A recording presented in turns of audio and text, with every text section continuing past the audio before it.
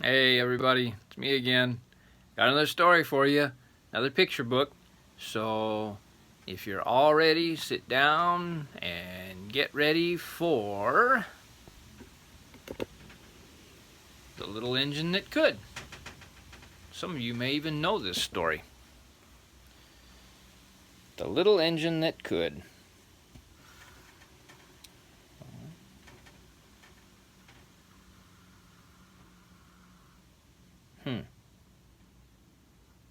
I'll be darned. Little Engine That Could. There's a lot of stuff going on here, just even before we get into the story. Look at that. There's some guy chasing a horse. And there's a little boy. I don't know what he's doing. Looks like he's got a hay rake. And a cow. But look at that. There's an elephant there. And a clown. And an ostrich. Looks like an ostrich. Kind of a funny looking ostrich. Well, what can all this mean? And there, way up there, that is the roundhouse. See, that's where the trains go when they go to bed at night. They go to the roundhouse. Okay. The Little Engine That Could.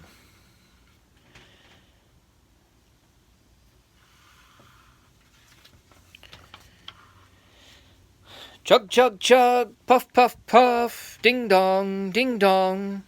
The little train rumbled over the tracks. She was a happy little train, for she had a jolly load to carry. Her cars were filled full of good things for boys and girls.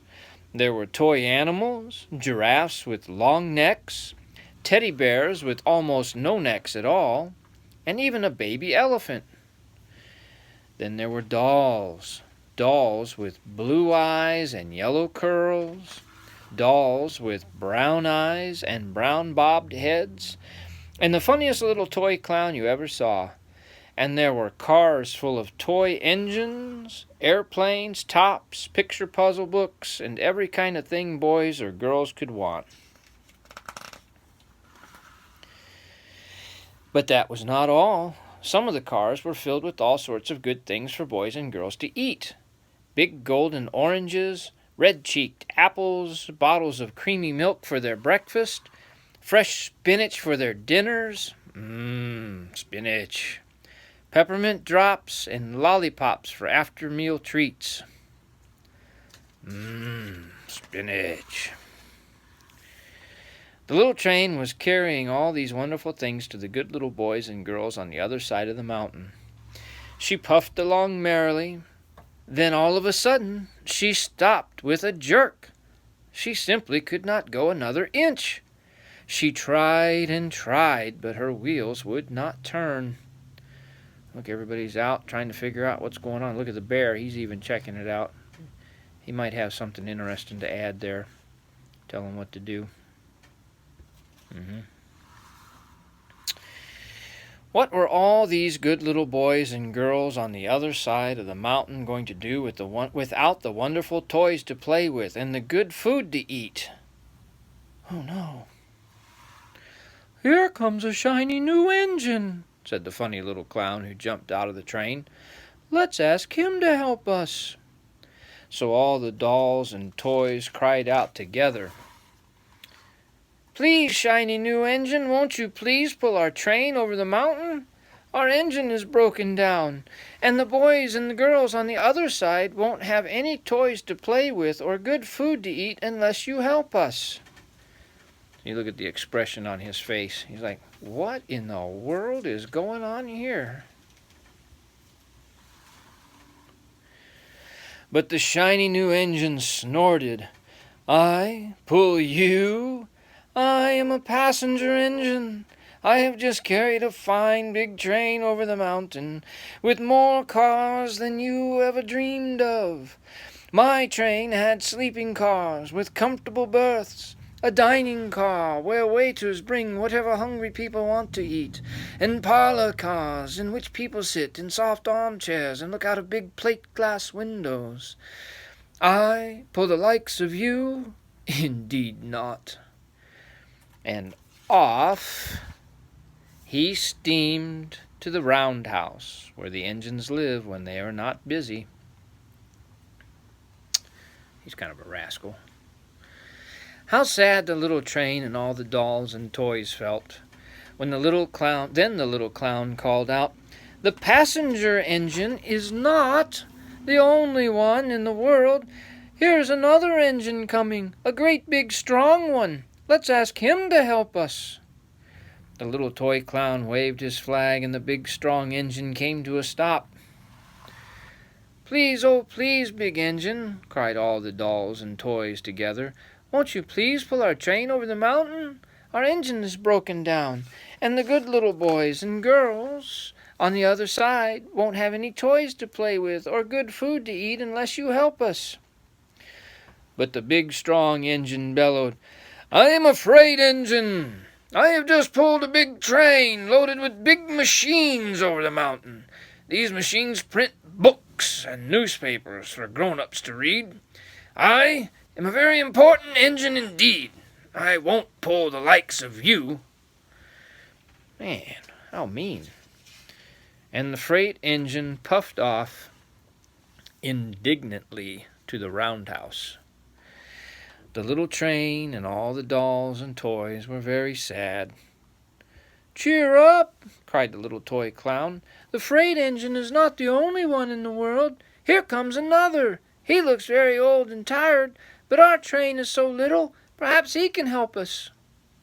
So the little toy clown waved his flag, and the dingy, rusty, old engine stopped.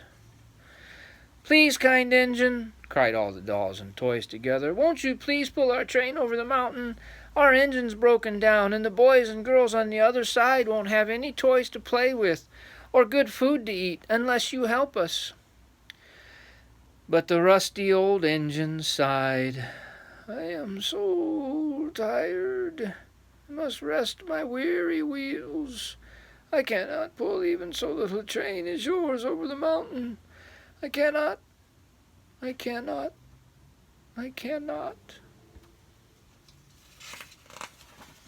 Kind of sad.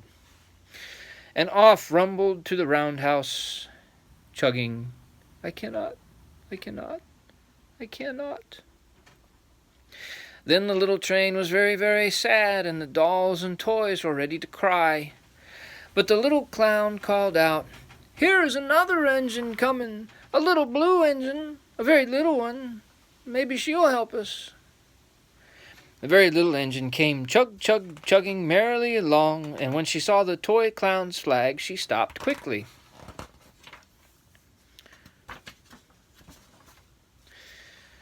"What is the matter, my friends?" she asked kindly. "Oh, little blue engine," cried the dolls and toys, "will you pull us over the mountain?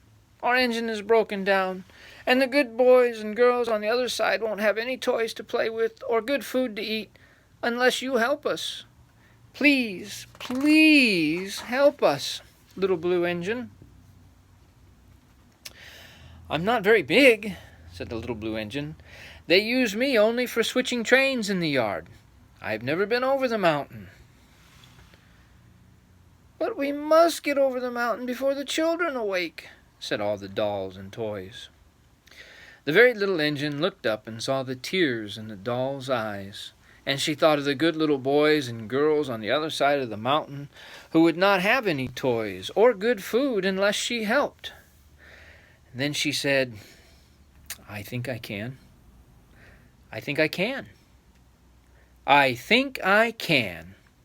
And she hitched herself to the little train. She tugged and pulled and pulled and tugged, and slowly they started off. The toy clown jumped aboard, and all the dolls and the toy animals began to smile and cheer. Puff, puff, chug, chug went the little blue engine. I think I can. I think I can. I think I can. I think I can. I think I can. I think I can. I think I can. I think I can. I think I can. Up, up, up, Faster and faster and faster and faster the little engine climbed until at last they reached the top of the mountain. Down in the valley lay the city. "Hooray! Hooray!" cried the funny little clown and all the dolls and toys.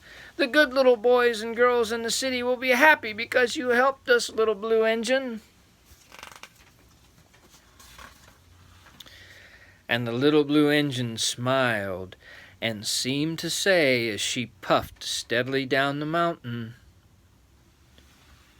"I thought I could, I thought I could, I thought I could, I thought I could, I thought I could, I thought I could." The end. Wow, good story. I think the moral of that is you can do anything you put your mind to.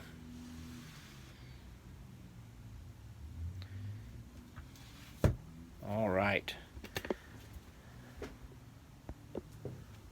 And now you have to put your mind towards going to bed. Good night, everybody.